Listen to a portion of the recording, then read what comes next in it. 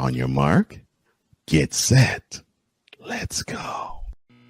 I can't do it. We'll do it live. Do it live! I'll write it and we'll do it live! Mister, will you please wake up, wake up, wake up, wake up, wake up?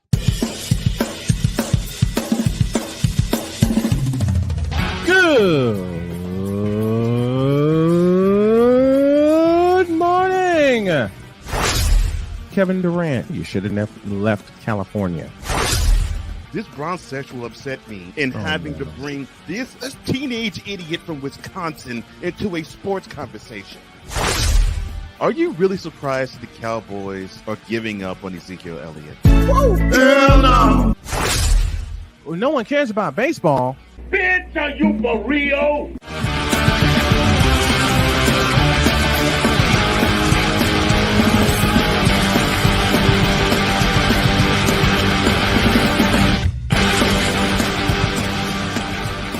Well, I believe we are for real, Dolomite. Welcome to another rendition of Snowman in the Morning with Cole Johnson and one half of that duo, Cole Johnson. The other half, Snowman, will join me momentarily.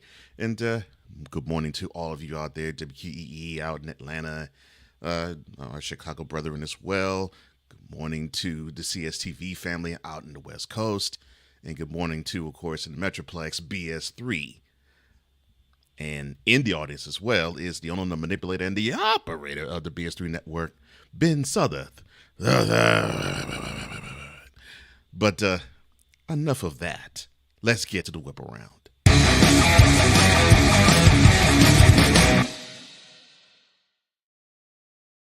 Congratulations to the the Vegas Golden Knights. Let's get the team's name correct. They captured their first Stanley Cup of their franchise with a rout 9-3 of the game, although you wouldn't think it in Game 5 or even in Game 2, Florida Panthers. Now, how can I put this? Now, Vegas, of course, they knocked on the door back in 2018, but it was the Capitals' year. And I remember that fondly because of Alex Ovechkin swimming in the DuPont Circle's fountain, and just living it up with the fam in DC. But Vegas gets to do this now on the Sunset Strip because they get to celebrate their victory 4-1 over the Eastern Conference champion Florida Panthers. Well, no matter what physicality the Panthers threw at the Golden Knights, their speed was just too much. It was just too much. That's the best way I could put it. The captain of the team, Mark Stone, scored a hat trick in the game, the first in the Stanley Cup final since the Avalanche's Peter Forsberg did it 27 years prior. He had this to say about the amazing achievement. Quote, "Unbelievable. The look in my teammates' eyes when I got the Stanley Cup is one of the craziest feelings I've ever had. I can't even describe the feelings in my stomach right now. It's everything you can imagine." Close quote. And I'm sure it is everything that he has imagined, being on rinks all over the place. And now he gets to hoist Lord Stanley's Cup. And he'll get the chance to tour with it during the summer, too. So, exciting times for them. As for the Panthers, let us not brush them aside. I mean, hey, they got to the finals relatively easy, I should say, over the Hurricane. Before then, they just simply routed the Maple Leafs. And then before then, the greatest team NHL ever assembled held a 3-1 series lead and a 3-2 game lead. And let me do this correctly. They did it in Game 7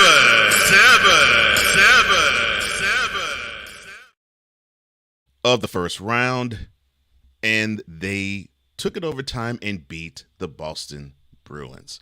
So even though the Panthers did not get it done this was a really good way to end a season that pretty much nobody figured they would come this far. So congratulations also to the Panthers, but definitely congratulations to the new 2023 Lord Stanley's Cup champions, the Vegas Golden Knights.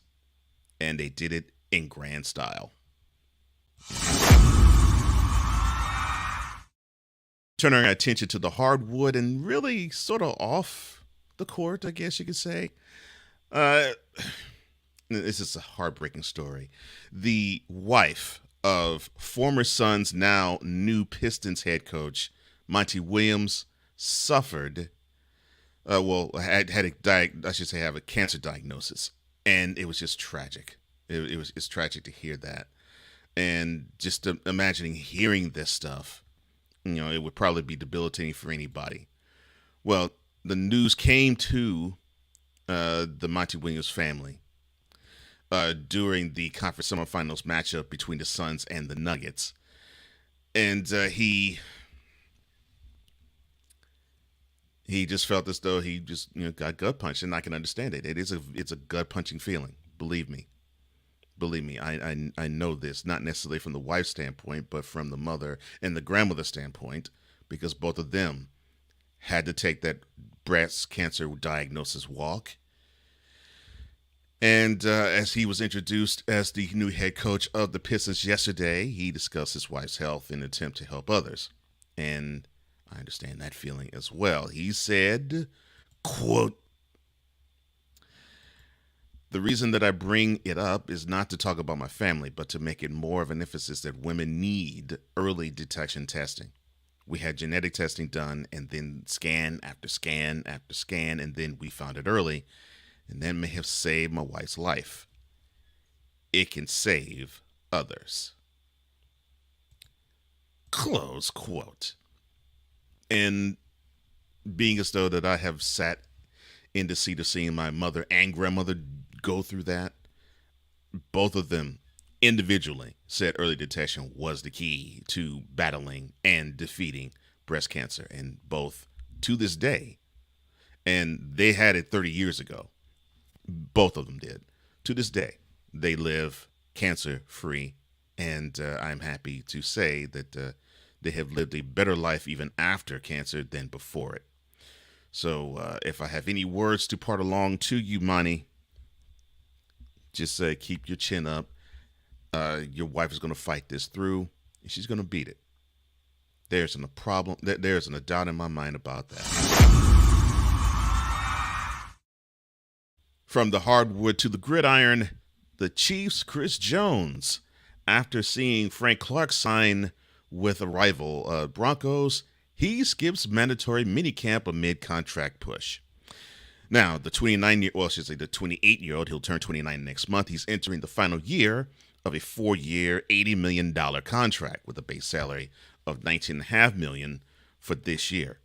Now, he is seeking a deal that would put him at least second among defensive tackles in pay.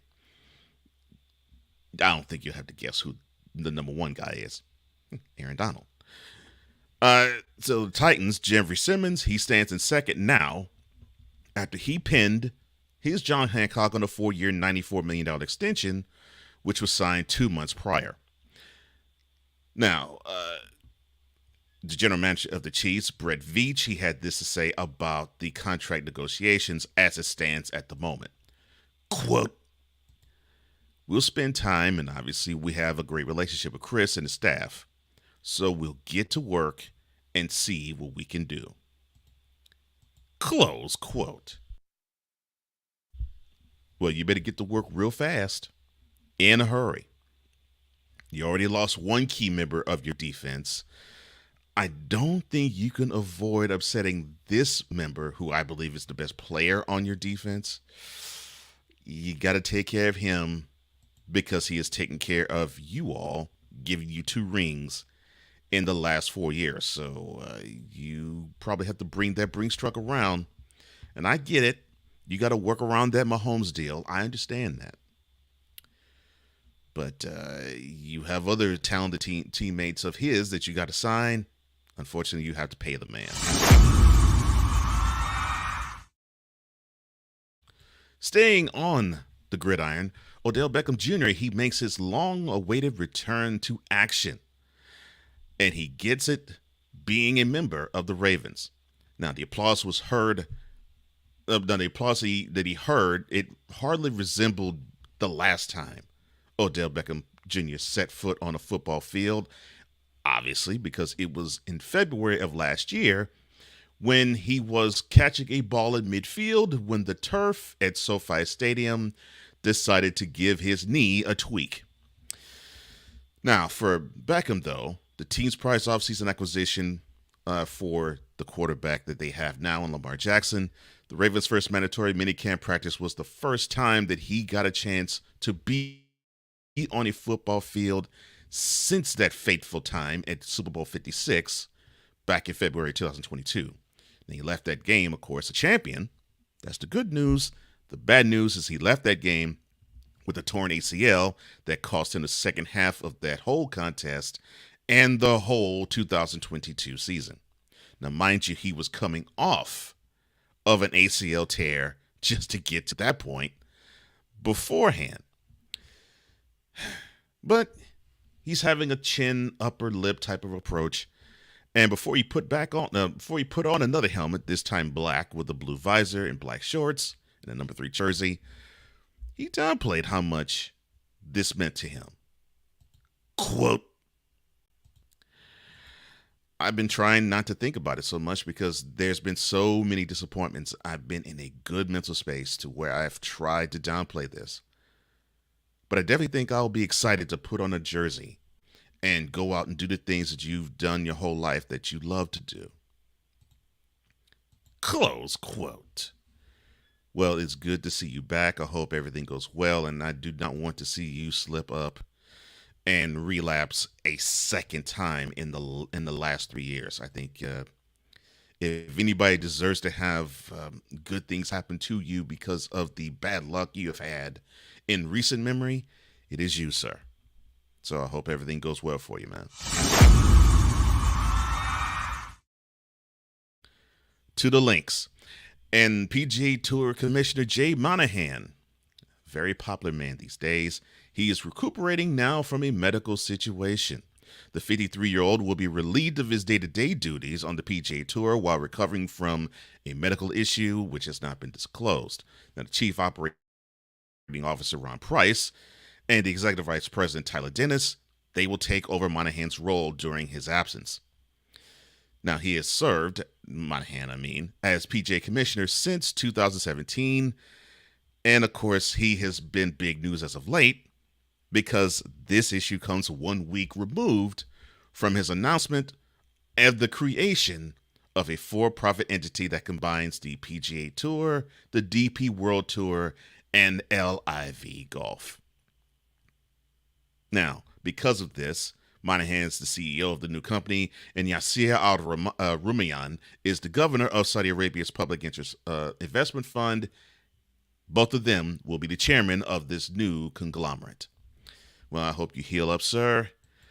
I think your time in being out of the spotlight is far from over. But not far from over is this program, as this ends today's Whip Around.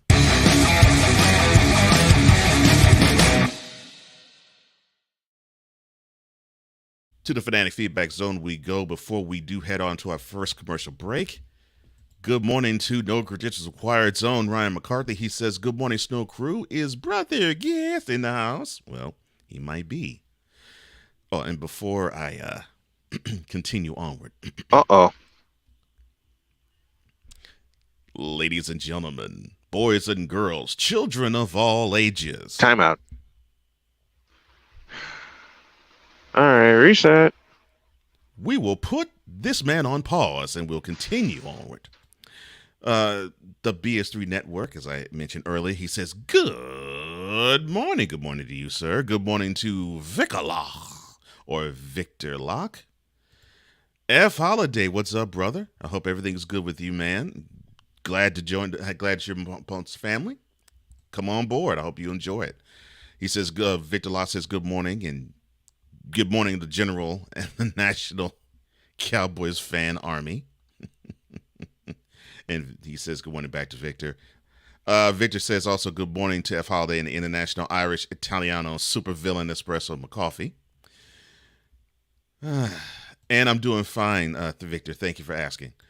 Ryan says second largest margin of victory in a Stanley Cup clinching game. I think you're right, Ryan. I think you're right. I will touch on Hot TV. How you doing, sir? I hope everything's good with you, man. I will touch on the Shannon Sharp thing on Cole Sports later on today, 4 p.m. Eastern, 3 p.m. Central. I don't think we'll touch too much on it other than, well, Wise pretty much said all the things I need to really say about it for now. Ryan says the Panthers season is nothing to turn your nose about. Surely it's not. Talking about the Florida Panthers, not the Carolina Panthers, because Carolina Panthers, you might as well just simply put that in the dumpster. He says those guys fought hard to get to the final. Unfortunately, they were outclassed and, too, by a better team. They were. And it just happens. Hot TV says, look, he was a breath of fresh air in sports television. Yes, Sharp was. And I don't think this is the last time you see him on television either. Butterfly, what's up? I hope everything's good with you. Good morning to you. The Hot TV says, I know a lot of people are in agreement that Skip Bayless is the reason for Skip's departure. However, I ask people to look at the lawsuit that Brett Favre has against Shannon. That I think he pulled it back, but I might be wrong. The 1 minute wrestler with Jackie Jackhammer. How you doing? I hope everything's good with you. He says, hi, Hardcore Sports Network. And Butterfly as well. Victor also says, Shannon was fun for a bit, but you have to take him in small doses. I totally agree. And I will introduce him that way when the technical difficulties do not. But we will greet the rest of you and all of the Fanatic Feedback Zone. We will give the proper introduction to one Mrs. Brian Snow. But we will take our first commercial break right now. And when we come back, we will talk further about the Big Ten and the SEC raking in all the dough. That doesn't sound right, but it sounds normal. This is Snowman in the Morning with Cole Johnson. Will be right back. And I'll introduce the man who's on the screen properly on the other side. This planet has been great to me. It's given me gifts that I can't even explain. It's given me adventures and memories I'll never forget. And Battleborn, I think, has given me the opportunity to go beyond and give something back. How can I be a better custodian to this planet and the place I live? That's where I am with Battleborn. Let's make the planet a better place.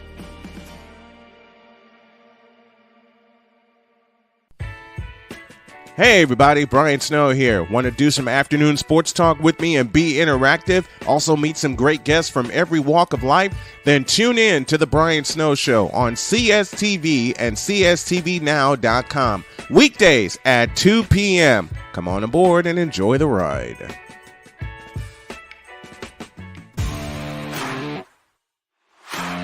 PK Tire Pro is your one-stop on-the-spot auto service headquarters for a complete line of quality tires and auto services. For years, we have provided the Stockton, California area with the latest products and unprecedented services for everything we sell. And for years, our customers have been coming back. Take a look around. If you don't find what you need, visit us in Stockton, California. From the latest and best in tire technology to the services required to keep your vehicle looking good and running great, PK Tire Pros can get you out on the road quickly and at an affordable price. Stop by soon to see why so many people consider PK Tire Pros to be the one-stop shop for all of their tire needs. At PK Tire Pros, our friendly and knowledgeable staff, quick and dependable service professionals, and affordable prices all come together to make driving out on a new set of tires easy. On top of that, we never tire of tires. Stop by and see us, and you'll be glad you did.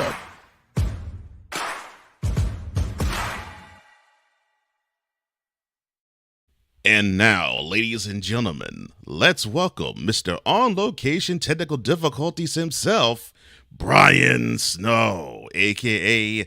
the Snowman, the founder of Snowman in the Morning with Cole Johnson and the CEO of Snowman Multimedia.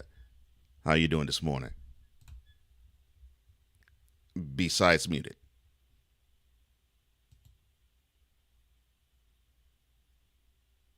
Done it? All right, how's that? Perfect. I can hear you. I think you can hear us. So how's everything with you? And you can muting yourself. Okay.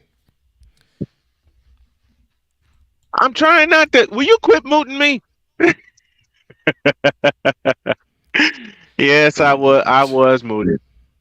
I'm feeling great. Scans came back clean, getting stronger. Last weight wise, I got as low as 208, which frightened everybody. Mm-hmm. Now I'm up to 245. Okay. Well, good. Well, good. Which So everything's good. Just got to get my iron level up and my B12 level up, mm, and I've eliminated fried food from my mm-hmm. diet once and for all. Mm-hmm. Uh, changed the meat selections from chicken to red meat to chicken and turkey. I'll have a steak every once in a while, but I'm feeling great. I hope y'all are feeling great in the chat. F Holiday, I owe you big for the present you sent me, and I appreciate it. Help out our humble host, will you? The cash app you need is $host Cole Johnson for my partner, and $tall man Dr. K50 for yours truly. So help us out, help us really make this thing go. And for those of you watching on YouTube, there has been a change in their policy that's going to help out matters also. Mm-hmm. Yes, and actually, this program itself, because and the YouTube channel that supports it, actually might feel that change very soon, and that's a good positive change. Oh man, Yeah, I love yeah, it because we've yeah. been putting in the work. Unlike all Mm-hmm. these Johnny come lately that we talk about, we put in the work and we're about to Yes. get rewarded, and the rewards are about to start coming in for it. And I can't wait. Well, I can't wait either. All right. You Well, especially, you yes. especially, man. I'm cheering you on, especially because of everything that you've been through, the work that you put in, and people just need to. Hey, if y'all haven't done so, go subscribe to Cole Sports on YouTube. I'm making a promo here and now and putting it out there for my partner. Let's Yeah. get him monetized, man. Let's go. Let's get everybody that's involved with the show that has a Just me. YouTube Yeah. channel. No credentials required. David 3000. David 3000's already hit the. Yeah. He's Uh, gone over 1,000. Yeah. he's hit the 1,000 mark. So congrats to him. And I but I love it. I love it. I love the rules that they changed. And I want let's get play by play with JJ monetized also. He's nearly there. If you haven't heard, the target is 500 now, instead 500 subscribers instead of 1,000. And Mm-hmm. JJ is just about there. Ryan McCoffey and no credentials required. I know you're on the cusp of it too. Every creator that you see that's involved with this show is on the cusp of getting monetized. So let's get everybody monetized, myself included, Cole Sports included. Let's go ahead and do that. Yeah. Yeah. I think it'd be great. Man. Yeah. That was some good news to see and to hear. Mm-hmm. And yeah. And that came early in the morning yesterday. All right. How's it So feel to know that soon you'll be able to do this full time and get paid for it? How good does that feel? yeah, it feels good that I'll be on the road to doing it. Yeah. Mm-hmm. It'll feel really good. Yep. Yeah, it definitely will. Now, to college football. Oh no. Now, here's a shot. Here's a shot that I'm about to say to everybody. Oh boy. SEC and the Big Ten. Now, you would think you would think that they would be crying poor, right? No, of course not, because they No. each pulled in $2 billion in athletic department revenue, and it wasn't even close with the other. I don't know how many other leagues, but the Power Five with the other three wasn't even close. No. I don't think the Power Five. I don't think the other three didn't even reach $1 billion. I do not think they reached $1 billion. Yeah, it's crazy when you think about it. but to put it in context, they said last year when money from student fees and forms of institutional government was supported and not counted, there was a $62 million difference between the median revenue generated by an SEC school and that generated by a Pac-12 school. Are you surprised? Why? No. Pac-12 plays late at night. Their audience is basically West Coast. Yeah, and I was about to say that's the problem. That's a big problem. Mm-hmm. Speaking of which, let's welcome the folks on CSTV from Nevada and all points west, including Oregon, Washington, and Northern California. Thank you all for tuning us in, and thank you to Tom O'Boyle, who suggested the time change. Back to business. Why are we surprised that the Big Ten and the SEC raked in the most money? We're not. No. To give you some context about that, so only 9 public schools last year outside the Power 5 conference had more than $62 million in total operating expenses for their entire athletics program. Mm-hmm. And half of that goes to coaches. We all know that. Mm-hmm. So that should give you an understanding as to how big of a power broker both the Big Ten and the SEC is. And we have joked about it. We have said that basically the playoffs is SEC Big Ten Invitational. Man, we've made that joke since we've been together on the air, year and a half now. And you and I have separately made that joke on our shows for as long as we've been active. Yeah. It's nerve-wracking. Yeah, because I feel for it. You really won't feel it as much in the other sports, and I say as much. You'll feel it. I don't think you feel as much in other sports as you would football. Mm-hmm. But it's going to just change college athletics through football so much and so quickly. Yeah. And yeah, that's the sad part. So SEC last year, they took in a combined $2.17 billion in total operating revenue. The Big Ten took in $2.04 billion. $4.21 billion between two damn conferences. And those are the public schools. I'm not even talking about the private schools that are tied to the Big Ten and the SEC. Right. Not even and some of that. I'll say it again. And the Big Ten and the SEC can easily spread their wealth among the other power conferences, not to mention a few other schools, but they're too damn greedy. And they don't want to play fair. I'll give you an example. The Pac-12, I believe, is the lowest of the Power 5 in bringing in revenue. And there are so many reasons for that. Go subscribe to Play by Play with JJ. He does an awesome job calling Phillies games, and he and I are going to collaborate on a baseball game very, very soon. But back to business here. Yeah. When it was the Pac-10, and I'll say this till I'm blue in the face, and I'll say this until I'm dead. When it was the Pac-10, it was competitive.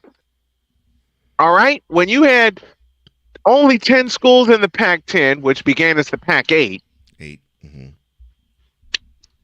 they were competitive. It was a competitive conference. The Pac-10 could keep up with the Big Ten and the SEC. Now that you have 12 schools and more money to spread around to those 12 schools, and remember, the Pac-12 really doesn't have a television or radio agreement except amongst the schools themselves. And that's the biggest problem. Yep. TV and radio revenue. Let me put the Big Ten or an SEC radio network together, or a Pac-12 radio network. Let us do that. Now, to your earlier point, the Pac-12 took in the second lowest total in revenue. However, with two things in play, the mass exodus that is USC and UCLA going to the Big Ten. Dear God. And Colorado possibly wanting to dip out and And go go to back to the Big Big 12. And that's all That's all Dion. The Pac-12, it's all definitely all Dion. The Pac-12 is unfortunately on life support. Mm-hmm. And I hate saying it. They're on life support. Of all the Power 5, they're on life support. They're losing their two biggest schools. They're losing their two biggest attractors of attention, USC and UCLA. It doesn't matter. Jay, you and I were talking about this in a text chat. It doesn't matter if USC or UCLA is in the third spot in their division or the fourth spot in their division or dead last in their division. They're going to get the coverage. Mm-hmm. They are going to get the coverage. And now the Pac-12 is losing that. Colorado's about to dip out. And the next school I believe that's going to dip out is Utah. Because remember, Utah and Colorado came in together. Yeah, I was about to say they should. Because of the recent coverage they've been getting too. And I think now the perception is starting to get more and more pronounced with them. And I think they want to have more eyes on the program. Utah needs to stand alone in the Mountain West. And I'm speaking not only in terms of their visibility, because except lately, they haven't been getting much from the Pac-12 at Utah. Yeah. And the same goes for Colorado. And part of that is Colorado is just plain sucked since they joined the Pac-12. Yeah. That's one. I think that's one reason why Dion wants to get the hell out and go back to the Big 12, which should be the Big 8, but that's my personal opinion. Oh, look, I would love for it to be the Big 8. I would love for Nebraska to get out of the Big 10. I would love for the Southwestern Conference to come back, but this is not get off my lawn old man take Central. But yes, it'll be great. Frank Gleber, the voice of the Southwest Conference, for years. Whenever they do the weekly wrap up, Southwest Conference weekly wrap up, and I know it was only available in the Southwest, but doggone it, I've seen some recent episodes on YouTube and I missed that. But the late Frank Gleber, the late great Frank Gleber, and Frank Fallon, who voiced the Final Four for years. Because Frank Fallon's last year was 1998, and unfortunately 6 years after that, Fallon passed away. But Frank Fallon and Frank Gleber in the Southwest Conference. Come on. Yeah. Hey, Just Fans Podcast is up. What is that? Much love from Houston. Hey, much love to Houston. Much love to you, Just Fans Podcast. Much love from Houstonian, brother. How you doing? My homie here is a Houstonian, a native Houstonian. Yeah, and let's see, the Astrodome, the Summit, right? The rainbow Astro uniforms, which the Astros are bringing back. Minute Maid Park, the home of the world champion Houston Astros, and it gives me much pride in saying that.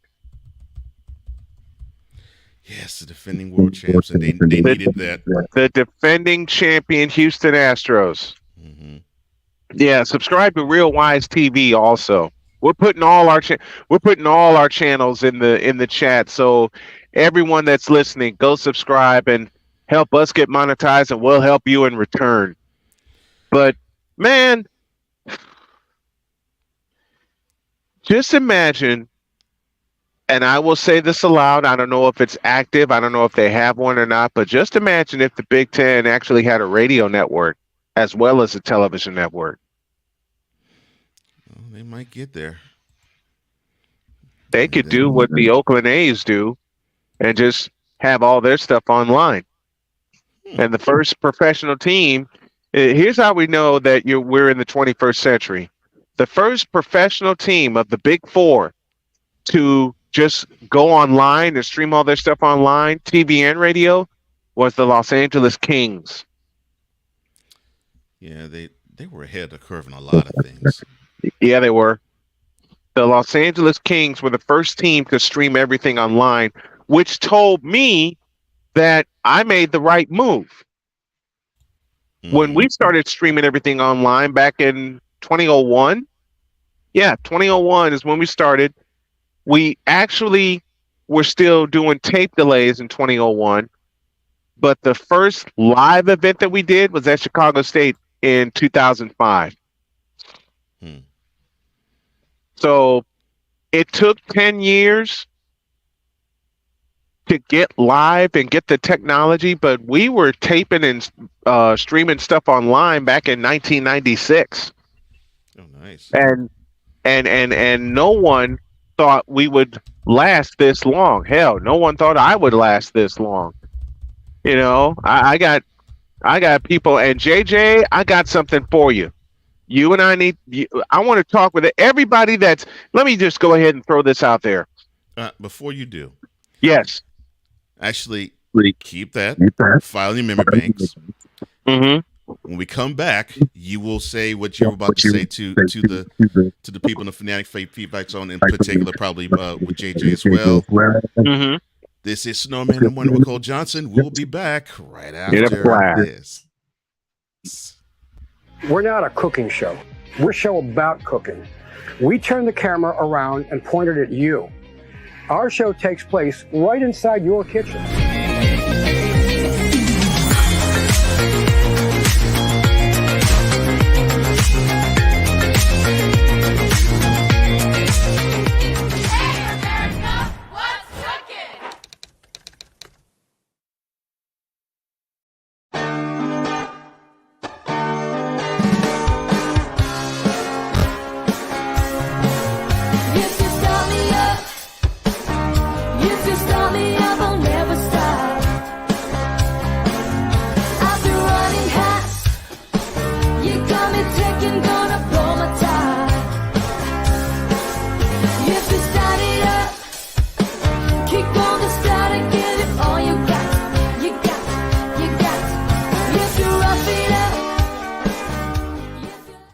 Hey y'all, Snowman here. Catch me, Cole Johnson, Wise El Jefe, and the usual cast of characters as we bring it to you every Monday through Friday at 8 a.m. Eastern. It's called Snowman in the Morning with Cole Johnson, and it's right here on CSTV and CSTVNow.com.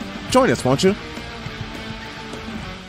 I'm in another lane, I'm a different breed. I'm everything you can never be. I'm next level.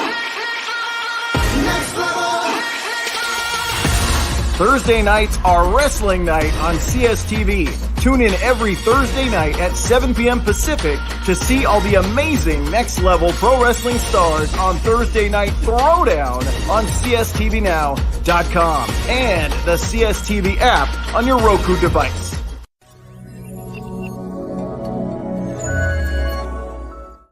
The following is a public service announcement from David 3000. Yankees suck. This has been a public service announcement from David 3000. Back at it on here. Snowman with Cole Johnson. The rivalry lives. The rivalry lives, and they will be playing a 3-game set this weekend in Boston. Yeah. You had to do that one, right? Yes, I did. Yes, I did. The brilliant that is Cole Johnson, my partner. You're truly the Snowman, with you on location in Edinburgh, Indiana. And thank you to the good folks at Starbucks here that allow me to come in and they power me up. Green tea twice over. So this is they powered me up today. BetUs.com and Invader Coffee, our other sponsors, working on more affiliate sponsors to help us out here. We're approaching the top of the hour. We're putting a new format in place, so follow along with us. Are we summoning Bizarro Wise? No, but we're summoning Bizarro Cool McCain because his Nuggets are the NBA World Champions. Congratulations to Nikola Jokic, and Jamal Murray, Mike Malone, and Wonderful everybody. Wonderful with team. the Mile High City. Well deserved. Y'all earned it. Y'all kicked ass Yeah, to all get to the throughout the top. playoffs. All throughout the playoffs. And I think this is the last of the ABA teams to win it all. Yeah, I believe that to be true. Wait. No, I don't think the Pacers has won yet. Have they? No, that's right. The Pacers haven't won one, and they're going to be a while. They were the last one to get to one. They were the last one to get to the finals. Yeah. Were they? Yeah, they were the last Nuggets one. were the last one to get to one. Nuggets were the last one to get to the finals. The Spurs already got theirs. Yeah. The Nuggets finally got theirs, Mm-hmm. and that pleases me. That makes me happy seeing the Denver Nuggets underdogs for many, many years. And I told Cool McCain this. Now they just need. I told him this yesterday on the air. Now they just need to bring back the rainbow uniforms. They need to bring back the old school logo and the old school uniforms. But that's a get off my lawn type of take. But the hell with it. And yes, JJ, the green tea. And congratulations to the Vegas Golden Knights, which we did that at the top of the program. And I will do mine now. Stanley Cup champions, and I believe this also start of a dynasty, because Vegas wasn't supposed to get there in their first year in 2018. Right. They got beat up by the Washington Capitals. Yeah. And so many times over, veteran leadership did them in. Yep. Yeah. So many times over, Vegas was close, but they didn't get there. You know what I mean? Yeah. But and I think all that turnaround started with them losing a 3-1 lead against San Jose the next year. Yeah. And then all hell broke loose, and that was that. And they finally got to the mountaintop. So congrats to the Florida Panthers too on a hell of a season. Yes. On a hell of a season. That's the start of a team that's on the come up. And everybody in the Eastern Conference need what? Miami 0-2 and then hey, truth hurts. Truth. Yes, that's the truth. Yes, it hurts. But you know our brother Cool. I know he likes to troll like I do. So I wanted to mention something. You know what? Drop the link and let's let JJ come up here. Let's let JJ. We got a couple minutes before the top of the hour. Let's bring JJ in and have a little fun with him, because I want to introduce y'all to a play-by-play announcer who is a fan of the Phillies and the New England Patriots and all that. And I want to introduce him to y'all. And this is become one of my dearest friends. And whenever he's on, even if it's only for a couple of innings, I want to support him, and I want you guys to support him also. So if and when he comes up, we'll bring him up and we'll introduce him. But anybody that wants to stream a live play-by-play and reaction, let me know. And I have the platform. We have the platform for you. Okay? Because this is a conglomerate. This is a team effort. And I know JJ would be interested. I know a couple of other people that would like to do it. I'm going to start doing it. Even if I don't do a high school game this year, I have a weekly play-by-play schedule in mind covering two teams. Of course, you know the two teams, Cole, the Colts and the 49ers. Mm-hmm. It's just a matter of time and a matter of scheduling.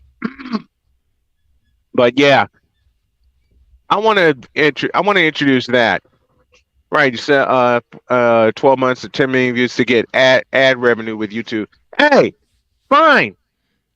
I got affiliate sponsors that'll help with that.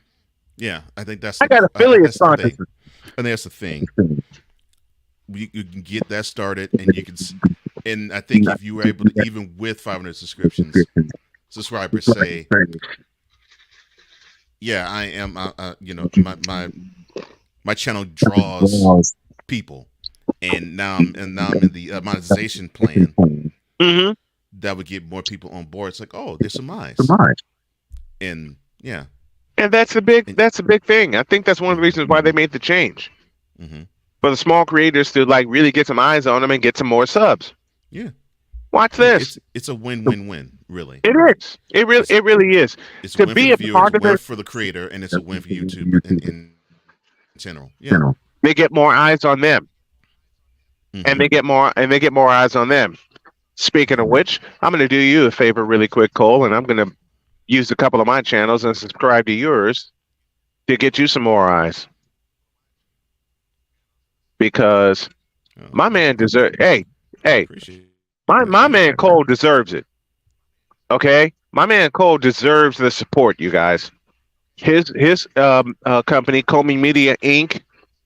I suggest you go support it, and I'll throw you a bone. I'll make you a website. Thank you. Wow. Didn't even ask for I that. support my friends. I support my homies. And I'll throw you a website on the house. Courtesy of Snowman Multimedia. Just only do me one favor. Yes, sir. Don't let Voodoo work on it. Huh? No, I didn't hear what you said. Don't let Voodoo work on it. I said, man, fuck that. I said, don't let Voodoo. Man, F that. I'm sorry. I dropped an F-bomb and I didn't realize it. I'm sorry, Thomas. Oops. That's awful. I am sorry. This describes the morning I've had so far. Running around crazy, and I slipped. I am so sorry. I slipped. I will make sure I edit that.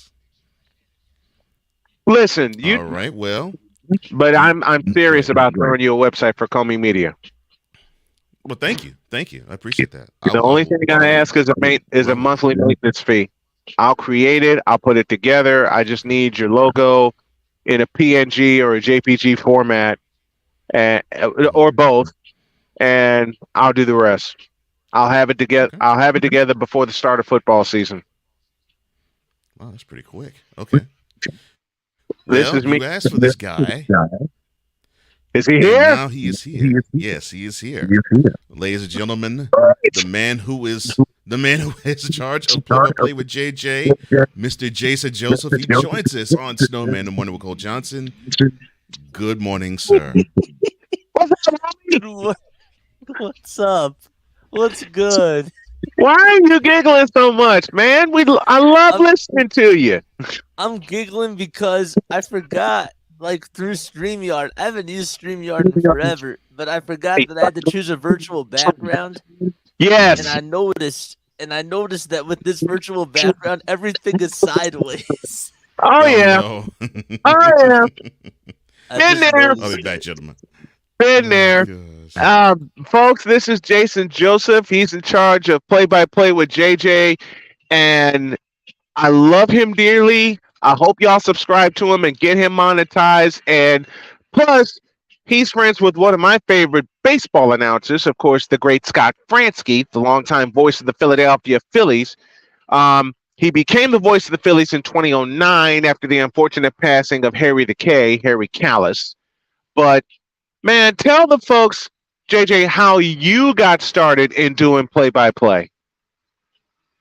Oh, boy. Well, you guys gave me an awesome introduction. I don't know if I could ever top that. I really appreciate everything. So I got started because when I was really young, I actually come from a theater background. Right. So I used to do theater when I was really young.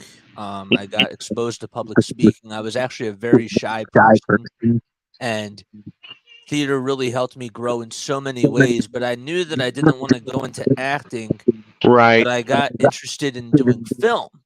So I actually went to a film camp, and the guy that's in charge of it, it's funny because he's actually now the camera operator, one of the camera operators for the Phillies. Nice. So that was really cool. But no, my passion really started when I was really young. I was really fortunate that I got to go to a couple of World Series games with my dad. Yeah. That was really awesome. My grandma, God bless her soul, she's up in heaven. I know that she really, really got into the Phillies and would love to have conversations with me about them when I first got into them. And so that only kind of grew my love more. And I had an older brother who had really severe special needs who also passed away in 2020, but he loved baseball. And so it was just like all in my family where like I just like loved baseball. But then like my expansion for baseball passion, grew when I was in middle school. I started to get exposed to more sports, but it all started with baseball. And so, the dream was to be a sports broadcaster and to just do play-by-play. I would say when I was a junior in high school, and I never knew why. I loved editing. I loved, all these other aspects about film. Yeah. And finally, Scott Graham, who was my teacher for sports broadcasting too, about 2 years ago, I learned that the reason why I loved all these aspects of film and I loved broadcasting because it all falls under one umbrella, and that's storytelling. Yep. And I never knew that until he said something. And he said that to us like the first day we had class. And I never forgot that. What was your first game? What was your first game that you strapped on the headset for? My first game that I did at Rowan was a softball game. And it was funny because the only thing I remember about that game was that we had this guy that was on, and I was doing a doubleheader, and he was like, "Oh yeah, I gotta leave a little bit early." And I'm like, "Wait, you're gonna like leave me with like all this equipment that's like right here? Like I don't know how to set everything up. I don't know how to strike everything. Like okay, like all right, like I don't have a car on campus. I'll just walk it back. Sure."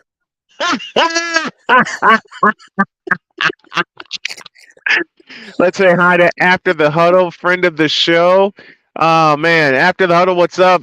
Do us a favor, ATH. Make sure you subscribe to all the channels that are in the chat so we can get everybody monetized. My buddy Jason Joseph up here as we kick off hour 2 of Snowman in the morning. When is your next game?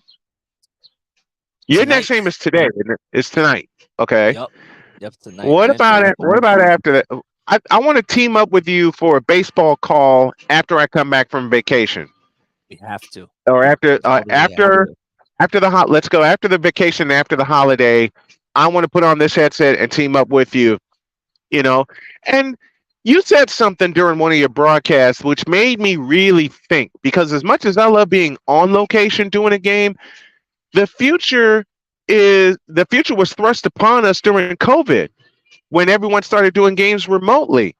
And then you, with your active calls of the Philadelphia Phillies, got me thinking, hey, I'm going to be 51 next month, but you got the wheels turning. And I'm thinking, okay, how can I keep up? And how can I also stay ahead of the game? Right. And then I did my first one, which was a White Sox game that you were a part of. Of course. Took off the headset and I'm like, Jason's right. The future's here. The future's here. So you know what? Sorry. I didn't mean to cut you off. Go ahead. You know what's really crazy? So I was having this conversation with a friend yesterday who graduated with me, and he works for WIP. Mm-hmm. So I've noticed that a lot of people that have graduated with me, like they've been working in sports media, like getting themselves out there, like working themselves up the ladder and that type of a thing. And I loved NFL films, but now like I've really been focusing on this full time, and I've noticed like I've had questions about like going down this path because I'm getting more exposure, because because I'm on the air more, and because I'm not like just producing, and because I'm not like just like getting that experience, even though like that's a great experience too, and like you have to do that, and you got to start off small. I do feel like I am getting more experience because a lot of people have said to me that they've had to move and they've had to relocate and go to smaller markets just to get this experience. Oh yeah. I've had that said to me for years. I've had that said to me for many years. Go on. Right, exactly. And so I'm starting to think that this, just by doing this and by coming online and just by doing this from our homes, I think that this is what they were talking about. Yeah. Except that they were just doing it like out in Montana or Mm-hmm. like out in Nebraska, like in the middle of nowhere. So I kind of like think it's interesting how other people are going on a different path, but I kind of chose, I guess, my own path, if that makes sense. It makes total sense because I went on that same path. And I've been told for years, you can't make it in a big city. You're going to have to start in a small town. Right. And I refused to believe it. And I started my company in 1996 in Chicago. And as I mentioned earlier, we were doing a lot of tape delays up until 2005, but we were doing the games. We were hanging out. We were doing it. And I got to tell this tale. My first game was December 7th, 1995 at Chicago State University. We had to get permission to film and to broadcast, and it was camera plus a tape, and my friend Kevin checked out a camera, and I said, "Can you attach a microphone to that?" And he said, "Yeah. What do you have in mind?" And an evil, wicked smile came across my face, and I said, I want to try something." And those of you who know, my favorite play-by-play announcer of all time is the late great Jim Durham, who voiced Bulls games for years and was one of the first voices of ESPN radio. So he attached the microphone. I was already dressed. I had a shirt and tie on because I had another engagement on campus. And lo and behold, that was my first play-by-play call. Northern Illinois at Chicago State. The strangest thing came at the end of the game when Northern Illinois won the game big. And at the end of the game, during our post-game wrap-up, which took all of 180 seconds, I said, TJ Lux finished with 26 points and 14 rebounds. And my friend Kevin looked at me and said, "Where'd you get those numbers from?" I don't know. I pulled them out of my head because I only had a roster with me. I only had a roster. We go downstairs and I meet Bill Baker, the longtime voice of Northern Illinois and another dear friend of mine. The first broadcaster I ever met was Bill Baker, voice of NIU. And we wanted a score sheet. And Kevin said, "Let me see how far off you are on those numbers."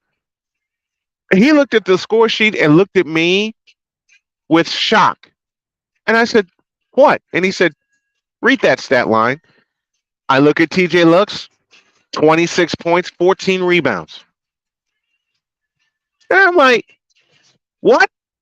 I actually got that right. I was just making it up. I was trying to keep track of it in my head because I didn't have a stat book.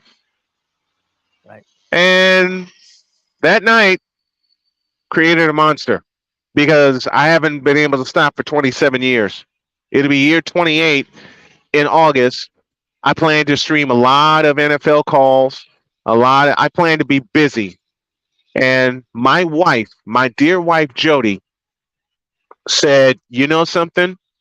And it finally hit home when she pulled me aside because, after cancer surgery, I was so afraid on what I would do to bring money into the household and do what I was supposed to do. Man, Jody yanked me aside and said, "Look, you got a brand out there. Use it. Get some sponsors, get some donations. You bring in money that way into the household, doing what you love to do." And I looked at her one night and I said, "You're actually serious about this?" She stood up and gave me a big hug and said, "Is it finally clicking now?" Yes, it is. Because as a man, you get scared. As a married man, you get scared after everything I've been through with the blood clots and the cancer surgery. You get scared. All right? It frightens the daylights out of you of not being able to produce for your family. And I am a family man. I'm a happily married man. And that was the first thing on my mind. And then Jody kind of calmed me down. So now I'm all in with doing this. JJ and I are hanging out. Hour 2, if I can find the right button here as I'm on location. Jason and I are hanging out. We're going to continue to hang out because hour 2 starts right now. Time for hour 2 of this spectacular. Ryan McCoffey now joins us this morning. That's what you need to do to beat Josh Allen. You need to make him uncomfortable. Hour 2, time for some Spivey notes. And here's Jay. Well, I know he's only in his third year, but they're just wasting Justin Herbert. Hour 2, the hardest working content creator I know, the playmaker. Hey, LeBron James, the greatest scorer of all time. Hey. Hour 2, the one, the only Christopher Dietz. They rewarded Ohio State for not playing, and they punished USC for playing. Hour 2, Sam Shady. Oh, man. It's been a roller coaster ride if you were a Philadelphia Stars fan. Hour 2, that's Big Ben, the man in charge of the BS3 network. And if I see Kurt 2 Chainz Cousins out. Hour 2, Chris Bay's joining us. Oh my God! Oh, this game! Oh, way to go, Sammy! Hour 2 was Oh man, I thought I missed it. What in the all types of blue hell? Time for hour 2 of this spectacular, and it starts right now.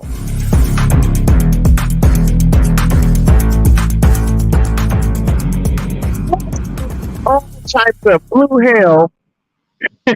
That's how we start hour 2. Jason Joseph joining me here on the program. And thank you to those of you at CSTV for picking us up, as well as BS3 Network and WLEO in Baltimore, Maryland, WIRU in Chicago, and WQEE 99.1 in Metro Atlanta. Jason Joseph joining us this morning, sharing broadcasting stories as we kick off the second hour.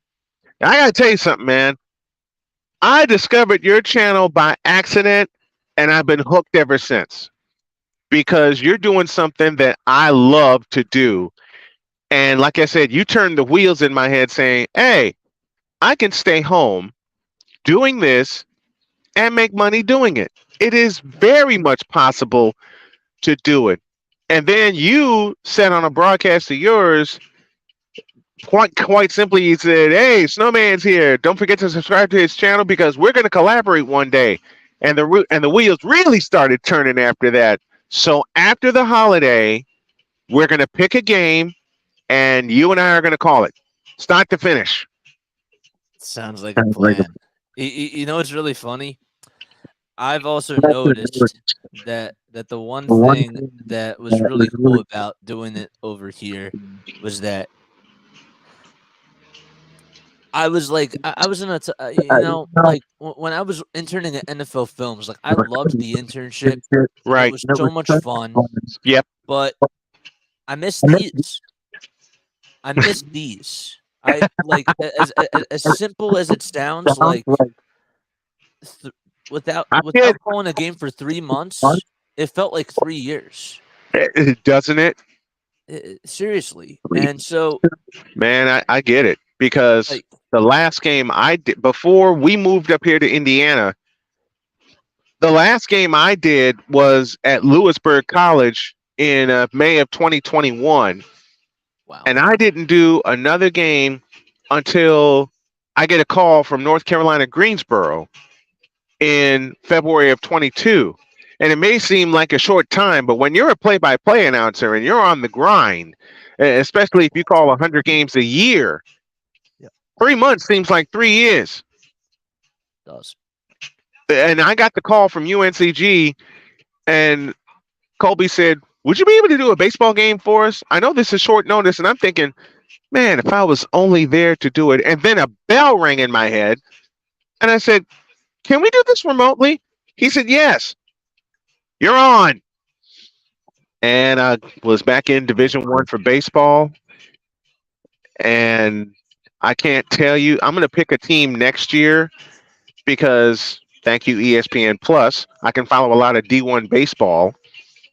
And I'm going to be busy. Yeah. I'm going to be busy doing this.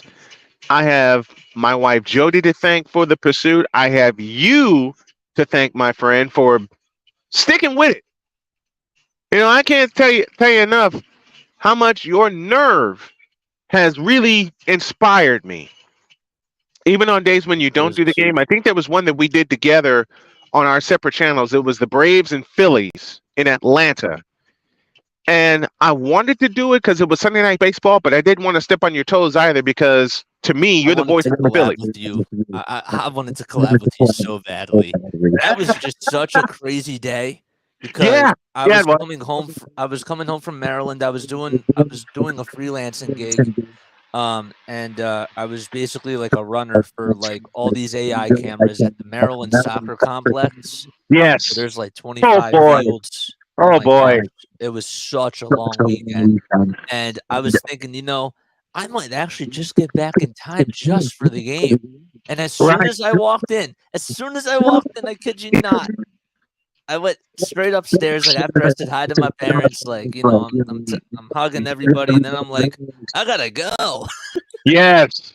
Yes. Oh man, JJ and I chopping it up, sharing broadcast stories. We got to take a break. Following our new format, we'll take a couple of minutes, and JJ will continue to hang out with me on this wacky Wednesday edition of Snowman in the Morning. Hope you all enjoy it as we are enjoying bringing it to you. Let me find what I need. To find.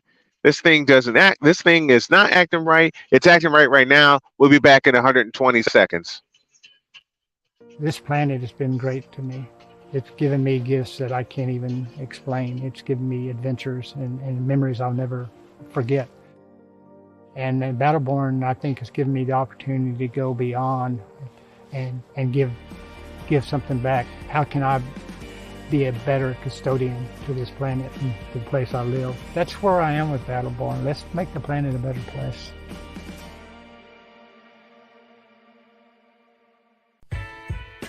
Hey everybody, Brian Snow here. Want to do some afternoon sports talk with me and be interactive? Also meet some great guests from every walk of life?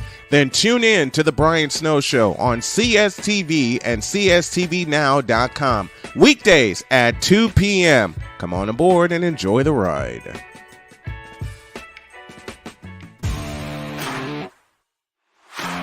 PK Tire Pro is your one-stop on-the-spot auto service headquarters for a complete line of quality tires and auto services. For years, we have provided the Stockton, California area with the latest products and unprecedented services for everything we sell. And for years, our customers have been coming back. Take a look around. If you don't find what you need, visit us in Stockton, California. From the latest and best in tire technology to the services required to keep your vehicle looking good and running great, PK Tire Pros can get you out on the road quickly and at an affordable price. Stop by soon to see why so many people consider PK Tire Pros to be the one-stop shop for all of their tire needs. At PK Tire Pros, our friendly and knowledgeable staff, quick and dependable service professionals, and affordable prices all come together to make driving out on a new set of tires easy. On top of that, we never tire of tires. Stop by and see us, and you'll be glad you did.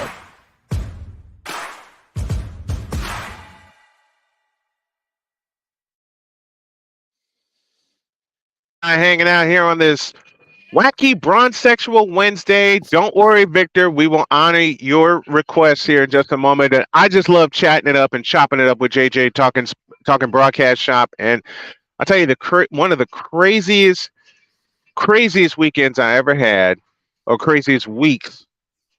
When I was covering Chicago State back in 2008.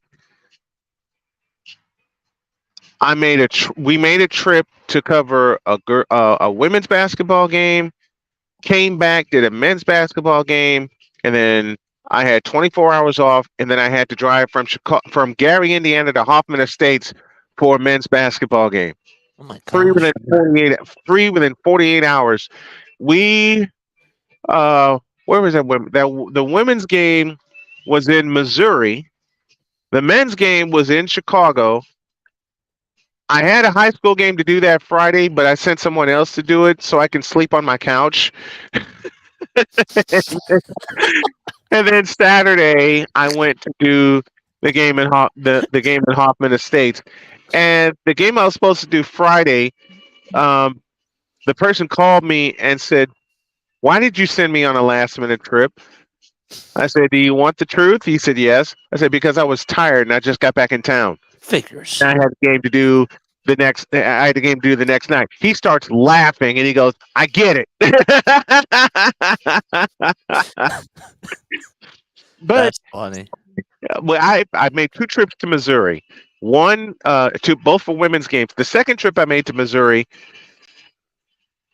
when I drove into Chicago from Gary, there was no snow on the ground. By the time we were leaving, we got 6 inches of snow. Plowed through it, got to Columbia, Missouri, and it was 61 degrees. That's crazy. That is wild. Came back to a foot of snow. I drove home, letting all the snow in my car fly away. I went up. I came in my apartment. I went upstairs. I went right to sleep. You know, I have to tell you, like we're talking about broadcasting stories. I will never forget. I was producing a game at Rowan, okay, and I was with my boy Nick, okay. We're doing the pregame show and everything for the Delaware Bluecoats because they.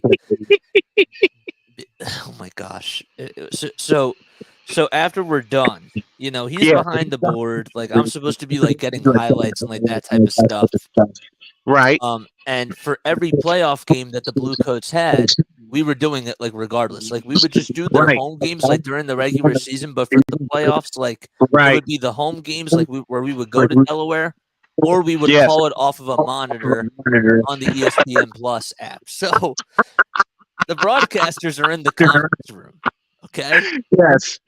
And we had a Rowan radio banquet that we would do every single year. Right. Okay. And I could never go to them ever. Okay. And so we didn't know the next game was going to be on Thursday, which was when the banquet was. Oh no. So we were like, Nick looks at me like after the game or after we do our pregame show and was like, Jason, we're going to the banquet. So like we're not going to do the game. So we have to be Raptors 905 fans tonight. Yes. Because we want to go to the banquet. And Right. I'll never forget. The Bluecoats were like down like by 24 points or something like that. Right. As soon as they tied it, like my man just like throws his water bottle like on the ground. The broadcasters are looking back at us like, is everything okay?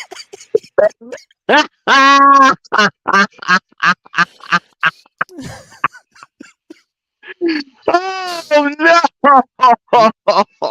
They ended up winning, but we did go to the banquet. We did end up going to the banquet, and that was great. Good. But oh my gosh, I will never forget. He said to me, like, as soon as we took the headsets off, we're like, Jason, like, we're low-key Raptors 905 fans tonight. And I'm like, yes. Oh my gosh. I was following Indiana Northwest for basketball, but I was also the stand-in voice for Loyola University women's basketball. Right. And there came a weekend where I was going to go on. I went on the road with Indiana Northwest because we did a game in Toledo, Ohio, and then we did a game in Kentucky. And we're riding back on the bus, and I get an alert on my phone, game at Loyola tomorrow. Huh? When did I put this in? Yeah. I get a call from Loyola.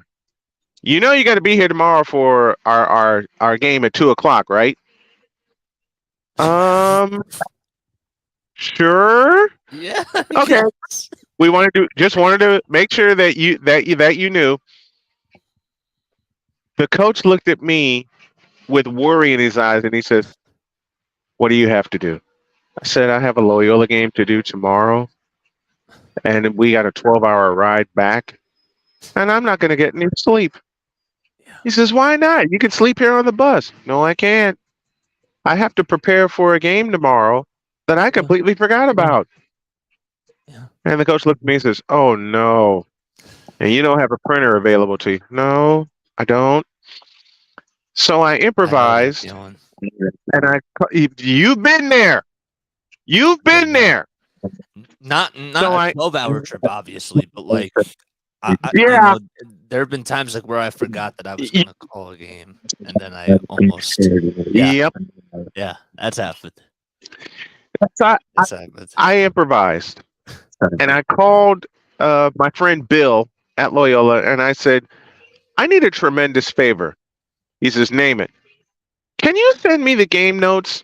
And he says, they're on the way. Somehow he knew what I needed, and he sent me all of them.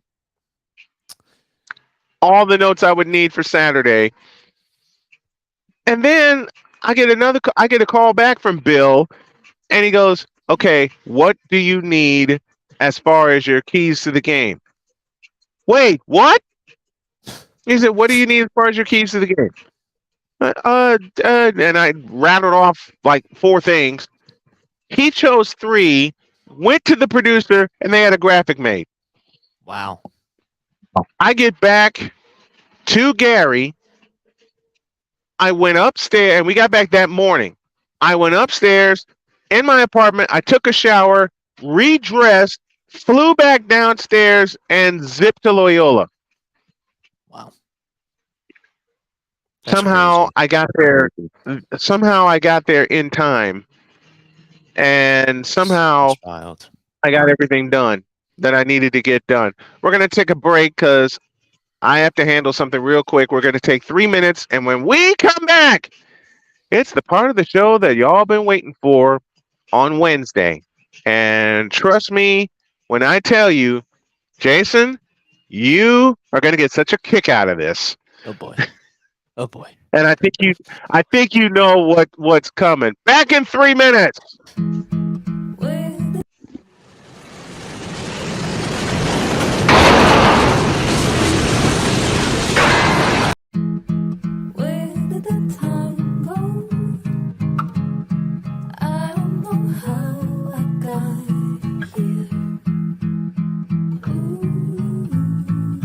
You've done the hard part. You quit smoking. Now do the easy part and get scanned for lung cancer. If you smoked, you may still be at risk, but early detection could save your life. Talk to your doctor and learn more at savedbythescan.org. If you're talking, they will hear you. We all want our kids to grow up safe and healthy, so we show them how. And we tell them with honest conversations that let them know what we expect. Not just one time, but every chance we get. That's especially important when it comes to alcohol and other drugs. Kids not only need to know the dangers and how to avoid them, they need to hear it often from you. And when it comes to pain medications, opioids, they need to know that they should never be taken without a prescription and never shared with friends or family. It's dangerous and illegal.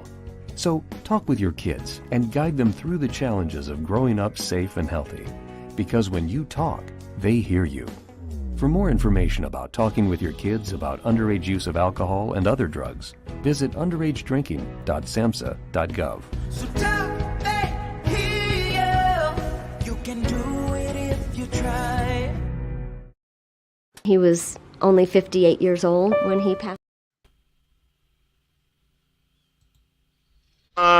Lord have mercy. What are you doing? Nothing yet. Nobody. Shut up. It's such a great audio cut. Okay. Now, who was shocked that you had this breaking interruption? I have a feeling Jason's going to use that on his next broadcast. No, I'm not. No, I'm not. Yes, you are. Do that. Yes, you are. I know you. I know you. I know you. Cole, do me a favor. Cover me for a few minutes, if you would, please. No problem. All right. Back at it. Snowman in the morning. Cole Johnson. You just saw my partner leave for a sec. Joined with Jason Joseph of the Play-by-Play with JJ. And have you seen this? Have you seen this show on a Wednesday? I have. And I think I know what may be coming. I think. Well, you are a very perceptive man. Because what is about to come will arrive. And to answer the question of Victor Lock or Vicalaw, where he says, no mention of Yo Kang. Can't have that. Well, we're about to have it right now. This Braun Session Confession is brought to you by Braun Joy Juice. Braun Joy Juice, the ultimate joy juice of bronzesexuals worldwide. Made with 100% organic seal milk. In a world where partial greatness is celebrated and total greatness is shunned, there stands to be a figure on the lips of those who love him and those who hate him. The inane comparisons to Michael Jordan and Kobe Bryant continue and has existed since 2003. There is no end in sight, for the battle between those who unconditionally love and unconditionally hate him wages on. These are their stories. Welcome to the Bronzesexual Confessions. Now, JJ, indulge me for a second and forgive me for what you're about to hear, because I'm about to channel Snowman Braun level. As Raver would say, he's in the Hater Hall of Fame trash. But Finane Feedback Zone, help me out here and see if I can get these talking points that we would normally hear Snowman say. All right, let me see. LeBron James, oh, sorry, let me do this correctly. Quote, LeBron James is pure, unadulterated trash and has been for 20 years. Close quote. What's another one that he likes to say? Oh, yeah. Quote, LeBron James has hurt the NBA since 2003. Close quote. Let me see, what's another one that he likes to use? Quote, LeBron James blows. Close quote. I'm trying to think. There's another one that he likes to say. Oh, yeah. Quote. And this is, of course, his favorite one. LeBron James. Close quote. And that concludes Snowman Braun Lover's take on LeBron James and Bronzesexual Confessions. Now,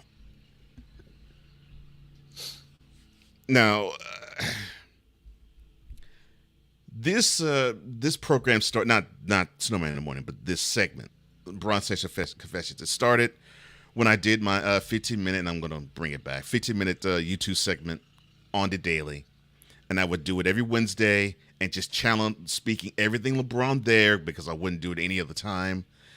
And there was one video that I did that I'm proud of. And it talked about the Bronzesexual Handbook, the guide on how a Bronzesexual can hate on every NBA legend known to man. And I actually received a compliment from a person who just saw the video. And he said man, you need to do a volume 2. I was like, I didn't think about this. So before I just straight up spitball this, I did have a conversation with a Bronzesexual. And this conversation, I think I lost 10 years because of it. And it was only with just a 2-minute exchange. Oh boy. Because the statement was, quote, LeBron James is the best player today and will be until he retires. Close quote. Now, sir? I was just going to say, can I correct that and say he's the face of the NBA until he retires? See? That's all I'm going to say. See? That's all I'm going to say. I've been saying this to Bronzesexuals. Exactly. I'm like, look, until another face comes along, he's the face of the league. Yes. But the best player until he retires, no. And I said there is a difference between the most accomplished player today and the best player. But no, the bronze sexual said, quote, at 36,000 points, 10,000 rebounds, 10,000 assists, there isn't another player today that has done that. Close quote. Oh, dear God. Did you push the button? Yes, I've pushed the button already. And, okay, and good. And to show how futile that I knew this was, what this was, I basically said to this bronze sexual, quote, my original statement still stands. Close quote. And now a selection from the Wonder Bread Choir entitled, What You Mean? Oh, Lord. Did he have to hit me with what you mean? Lord have mercy.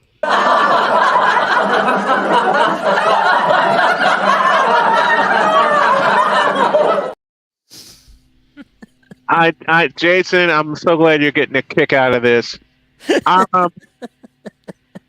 had a conversation with a bronze sexual, and of course, there's the brain. Of course, those are brain cells I'll never get back. I had a conversation with a bronze sexual the night that he played center, and this bronze sexual said to me, "Open it." This quote. No one has ever had a better game starting at center than LeBron has. Close. Wait a minute. Hold. Whoa. You heard every whoa. Oh my gosh. Whoa.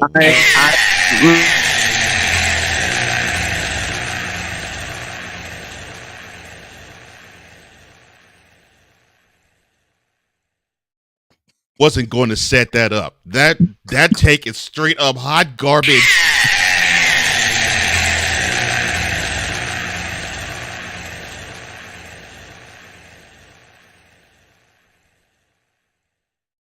But I'm sorry, JJ, Snowman, whatever you all have to say.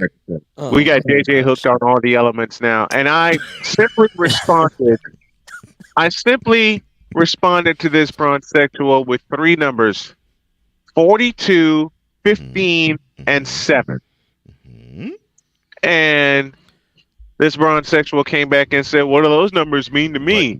I said, "Look up May 23rd, 1980, and a fellow named Irvin Magic Johnson, who went into the Spectrum, started at center in place of their captain, and recorded those numbers, which led to a Lakers victory 123-107, and led to Magic Johnson to date being the only Finals MVP, you know the next 3 words, gentlemen, as a rookie." Yeah. That's what I was going to ask. But I'm sure the bronze sexual, even after you said that, and thank you, Victor, retorted by saying, "What you mean?" You realize you got to visualize that now, right? Oh, yeah, they retorted with "what you mean," and of course I gave them the Samuel L. and I said, "Oh, you were finished." "Well, allow me to retort." Oh, you were finished. Oh, well, allow me to retort. Do you read the Bible? Yes. It's great. That's such an awesome movie. It is. I guarantee y'all, Jason's gonna have half these elements in a broadcast. Trust me. Heck no, I can't. He's gonna see me in the chat, and he's gonna work him in during a break. Watch. Oh yes. Watch this. I already know it. That's true. Do I mind? Hell no. Because I love this guy and what he's doing for broadcasting. But back to business. This bronze. I'll repeat a line that Cole said in the opening. This bronze sexual upset me that I had to bring an old. I'll switch it. I had to bring an old head into a basketball conversation. Because this old head, and I mean every bit of those words, said to me, "You can't deny LeBron's greatness." I said, "What greatness?" Oh gosh. Wow. Wow. And I know that Bron Sister was like, You for real? Yep. And he looked at me, and he goes, "I'll say it again. Go ahead. You can't deny LeBron's greatness." And my retort, not only that, but I said, "What greatness?" Yeah, this old head walked away. Wow. I said, and I called back to him and I said, "You want greatness? Look up Michael Jordan." Well, that pissed him off. an old head. Yeah. Wow. See, it pissed him off to the point where he came back to me and I can't believe I'm going to repeat this aloud. I can't believe I'm going to repeat this aloud. Go ahead. He came back to me. Oh, he came back. Yeah, he came back for more. Okay. Oh boy. He came back to me and he said, "Open it." Oh, what the heck? Lord have mercy. Quote. LeBron's greatness has had a bigger impact than Michael Jordan. Close quote. Now, JJ. No. No. JJ, go ahead. Yeah. I was just gonna say, okay, I like LeBron. Don't get me wrong. Right. However, I am a very logical person. Thank you, Lord. Okay. I'm not irrational like some of these, like blindsided fans are, like for LeBron James. I love LeBron. The thing is that Michael Jordan did change the game in so many ways. Yeah, and it's still here's felt why. today. Here's why. Okay. First of all, the real number 23. Thank you, Jay. I knew that was the reason I loved you. You have forever. He you played have forever defense. yourself to him. He played defense and he played offense at the same time. Okay, I give LeBron the longevity. Obviously, he's taking really great care of his body. Of course. He's put himself in a really good position to succeed. The thing is that when you look at the peak of Michael's career, okay, yes, he had good teammates around him, but every single night, okay, who was taking that final shot? It was him. MJ. Well, yeah, Who was MJ? Who was the anchor on both sides of the floor? It was MJ. MJ. And so, I'll push back a little bit on that. The first 3 chips, yes. The second 3 on defense, the anchor was Pippen. Right. Yeah, Pip was the anchor on. Yeah. Pitt was the anchor on defense for the second 3-peat. Yeah, second 3-peat. Yeah. Give you that. But what was the call? But besides Pip, who left the calling card? Oh yeah, it was Jordan. There's no question. Besides Pip, who was the calling? Okay, Pip has the calling card for the last 3 chips on defense. Yes, indeed, no doubt about it. Mm-hmm. But if you want to compare, these bronzexuals want to compare legacies for some god awful reason. And I had Jason, I'm going to make you laugh when I tell you this. I had a young man look me in the eyes, and Cole, you know this story, and said to me, "Open it." Quote. What has Michael Jordan done that? What hasn't LeBron done that Michael Jordan has done? Close quote. Before I give my answer, a selection from the Wonder Bread Choir entitled "Are You Serious?" Jeez.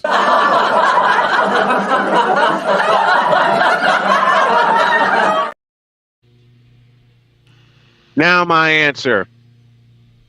In 4 letters, Oh, no. Whoa. Before you do What? before Yes. you do that, Yes, sir. and don't mention rings. And don't mention rings. Yep, that was the other part of the art. Thank you. He said, don't mention rings, and you can't name something that Jordan has done that LeBron hasn't done. That was his challenge. I said, are you serious? And he says, yeah, because you can't do it. He said, you can't do it. And he's goading me and goading me and goading me for the next 5 minutes. You can't. My friends who were around me. Such a great laugh. It's such a Totally. I'm a fun guy. Folks. I love you, JJ. Oh, man. Folks, JJ will have that element too after a Phillies hit that shouldn't have been a hit. And I've seen a few of those with JJ on the call. But be that as it may. Yes, I'm sorry. The 4 letters you're going to say to basically disprove 4 letters this bronzesexual that you couldn't come up with something. This stupid ass bronzesexual. DPOY.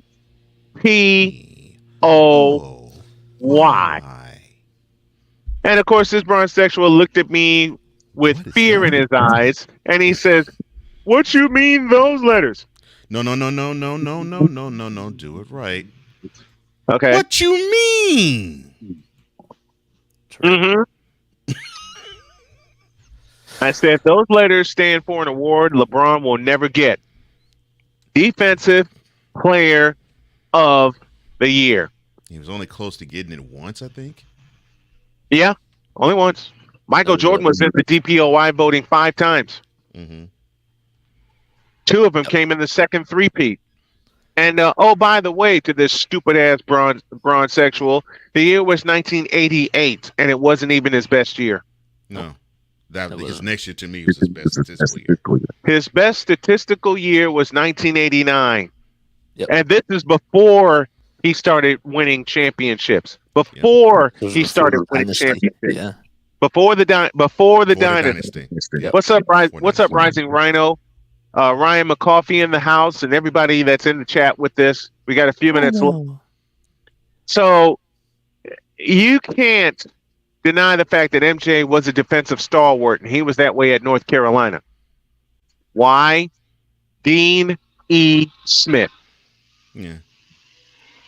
Dean Smith demanded that you play defense. Let me go down the list. Jim Valvano demanded that you play defense. John Thompson demanded that you play defense. Patrick Ewing, hello. Yep. So me and this bronzesexual thought he was in for a fight against me, and I destroyed him with that argument. He walked away holding his head in his hands in shame. I mean, defense does win championships, right? Yeah, defense wins championships. Yeah, exactly. So, along came another bronzesexual. Lord have mercy. Who didn't present that challenge to me, but presented a challenge he thought being the operative word, he would get me with. He brings the stat sheet to me a few years ago, and he says, look, LeBron averaged 30 points a game. Okay. Yeah. Only led the scoring title one time. So I looked at this bronzesexual, and I said, he scored 30 points a game this year. Yay. Thank you, Playmaker. And I reached in my pocket, pulled out my phone, and this bronzesexual was dancing and said, you can't top that. Oh, yeah? Starting the third year, that is exactly what Michael Jordan averaged. I said, well, LeBron may have averaged 30 points a game this season. Michael averaged 30.1 for his career. Yes, he averaged 30 for his career. The highest average for anybody. Yep. Even Will. NBA. Even Will. Even Will. Will's the only other that averaged 30 a game. But MJ had a higher average than Wilt. Yeah. See, I Still had love an even LeBron. 30.1. I love LeBron, but like, I'm sorry, when sports were shut down, didn't The Last Dance teach everybody a lesson, man? Yeah, you would think. Like, Michael was just that guy. Like, it was actually really crazy for me. Like, when I was watching the documentary, like, so many people were like, this is like really like what the 90s like were all about. Like, you could see like everybody's like crowding around, like, you know, at Yeah. the whole Oh, stadium, yeah. like, and like those types of things, like, you know, the headphones. Like, Beginning it in was actually really cool to 1989. just see the culture. You Yep. know what I mean? Beginning in 1989, they were rock stars because they went to the Eastern Conference Finals. Right. But they reached the conference finals for the first time since 1975, when they were in the Western Conference. Yeah. And their coach at the time was Dick Motta. And The Bulls coach yeah. at the time was Dick Motta. And then the next year, although, all right, let's give props to the Blazers. They're a great team. They were a great team. Yes. But there was talk about that series between the Pistons and the Bulls. They're saying whoever wins the series wins the finals. Right. Because the West was weak. Because it was like other than Lakers, it was like, and the Lakers were getting old. So yeah, and the Lakers were getting old. The dynasty was crumbling right before our eyes. And when they lost Magic Johnson in Game 2 to an injury, game set match. In 89, that pretty much was when people knew, okay, the change of the guard is coming. And it was a short change of the guard because the Pistons only ruled for 2 years. And then the Bulls figured it out in 1991. Off to the races they went. And I had put the final nail on that Showtime Lakers coffin. Yeah. And I had bronzexuals come after me saying I got all my information from the documentary. You dumb fool. I lived in Chicago. Yeah, I didn't tell you this part. Oh, so you were a teenager in the 80s and a young adult when the dynasty happened. So what the heck are you talking about? They really thought, I kid you not, they really thought I got all my information about the Bulls from the documentary. I had a line of bronzexuals say that to me aloud. And I'm sitting there thinking, I lived in Chicago during that time. I saw the rise of the Bulls. I read all the headlines. I got all the inside stories because I know people in Chicago in media, even when I was a teenager, even when I was a pup in this business. I was there. Yeah. Right. Exactly. I was there. I was sports editor for my. I was sports editor for my high school newspaper for the 89-90 season. You think I didn't cover the Bulls then? Oh, and back then you also had to like go to like the library in order to just like get information. Absolutely. I actually had to. I actually do something bronzexuals don't do. It's called research. Yeah. Exactly. Yeah. You two know. You guys know it well. The folks in the chat know it well. If you want to know something, you look it up. Yes. Yeah. And I know most of the Bull stats from memory because I lived it. Yep.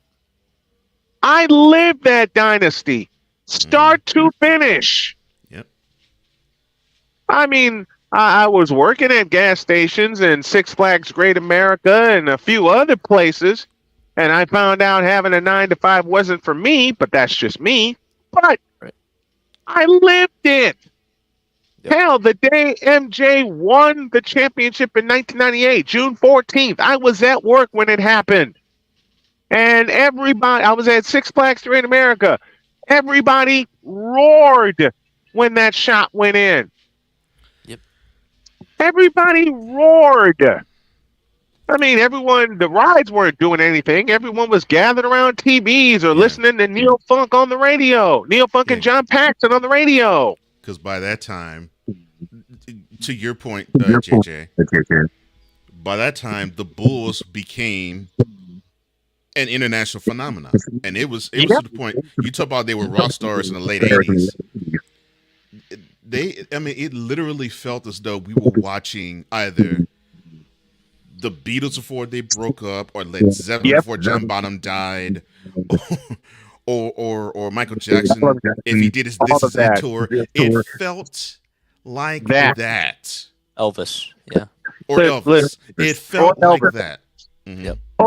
It felt like it was a cultural phenomenon that you wanted to say, I was there to witness it. And they transcended being a basketball team or even a sports team.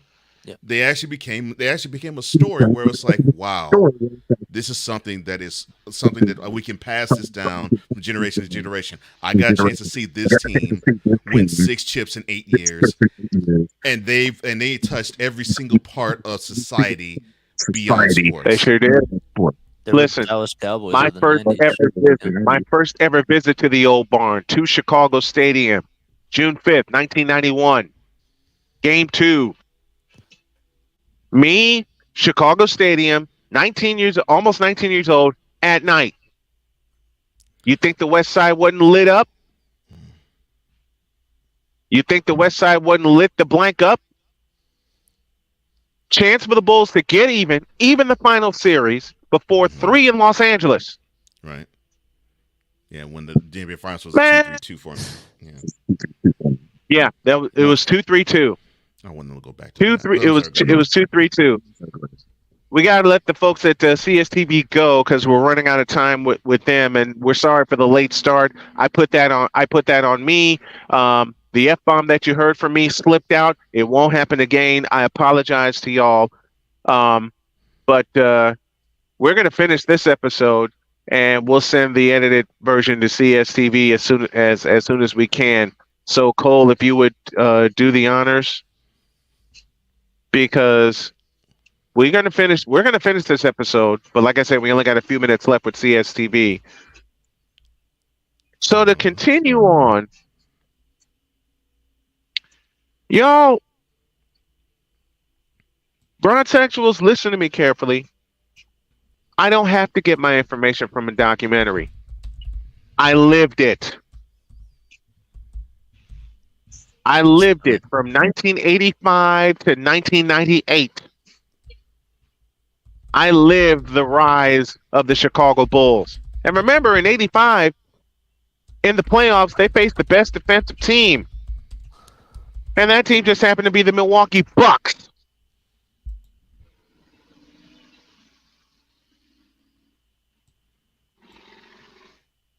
Not many people want to talk about that, do they? Not many people want to mention that. Thank you to the folks at CSTV. We love you, and I'll see you later today at 2:00.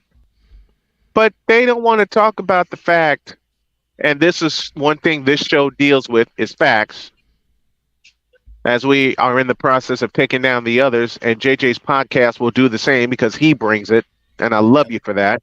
Thank you. We deal with facts, and the facts are these. MJ averaged 30 points a game for his career. His best statistical year was 1989, not 1988. And something LeBron hasn't done that Michael has. He's one of only 2 players in NBA history to lead the league in scoring and steals multiple times.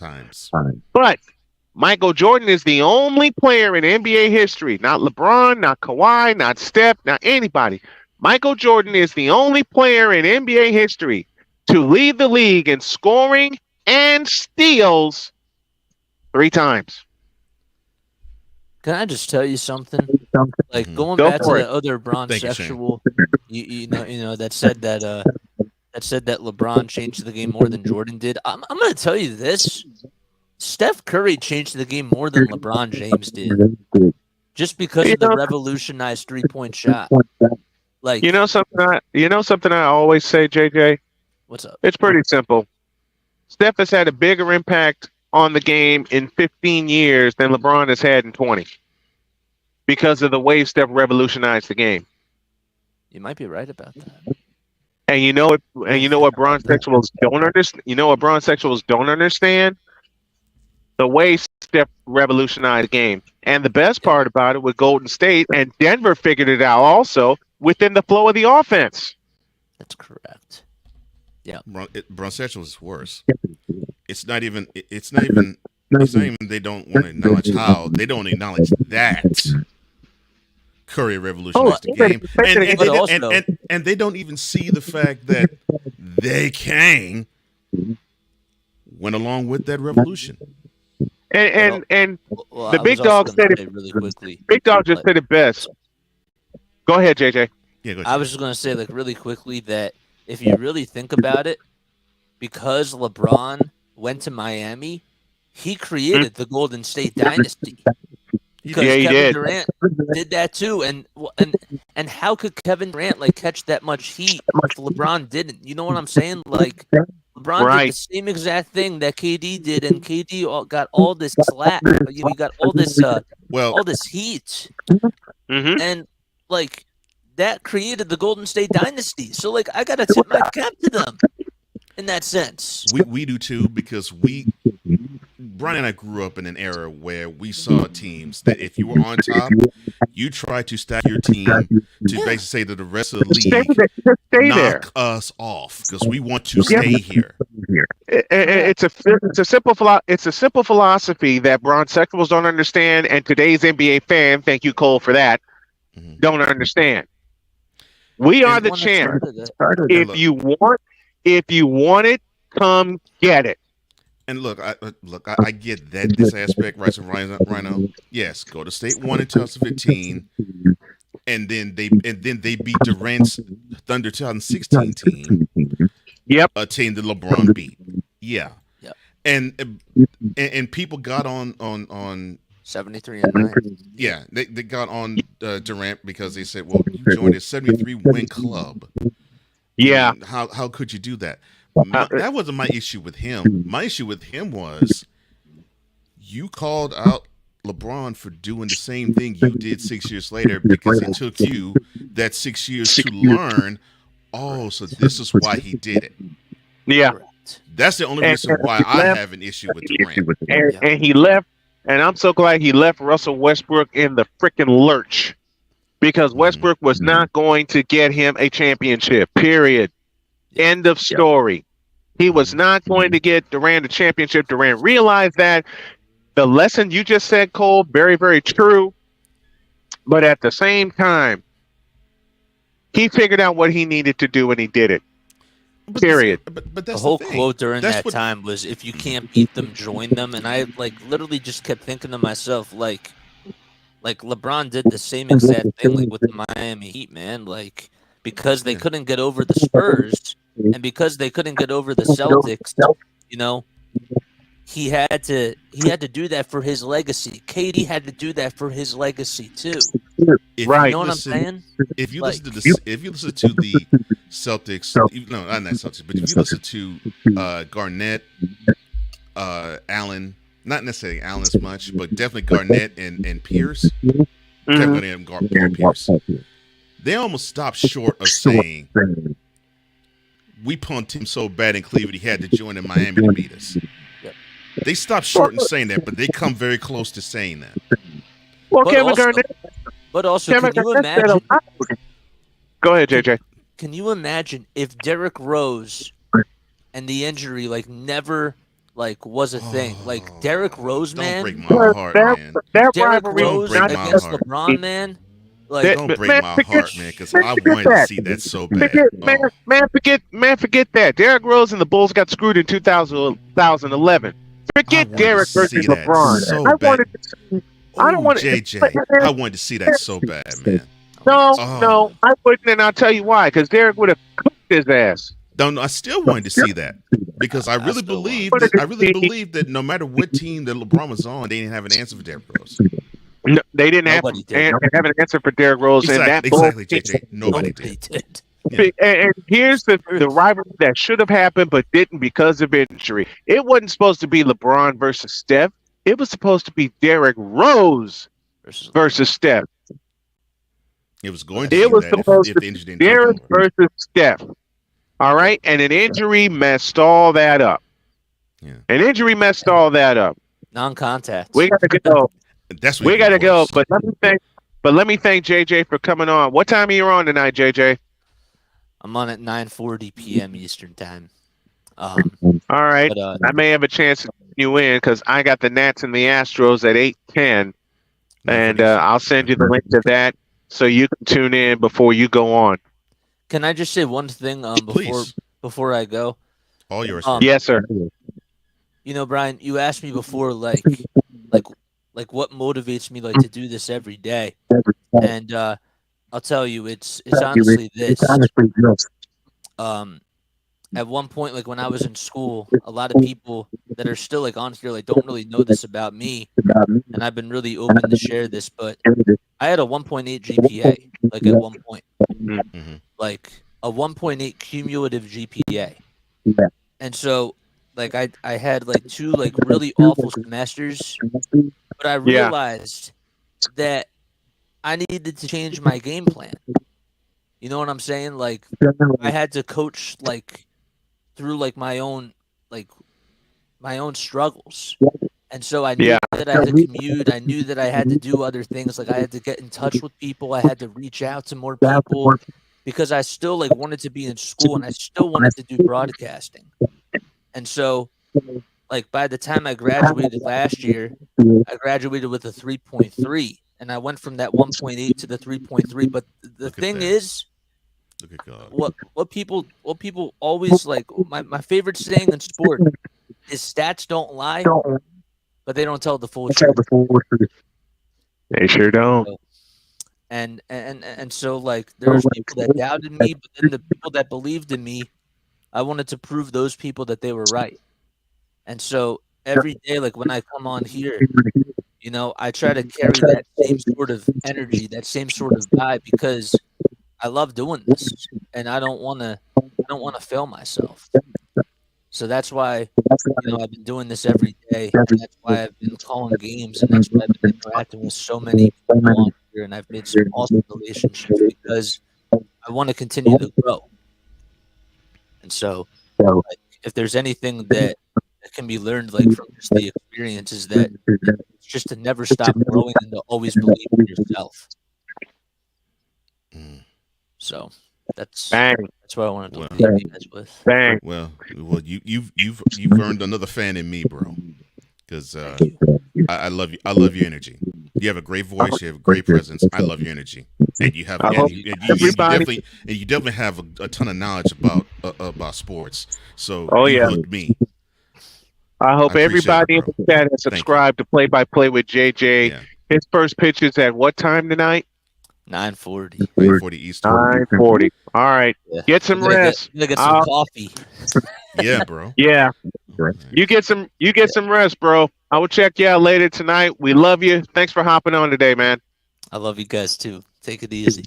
Love you, bro. That's Jason Joseph from Play by Play with JJ. Go subscribe to his channel, please. Y'all will love the content. Subscribe to Cole Sports as well. You'll love that content. I know you love the content here on Snowman Multimedia.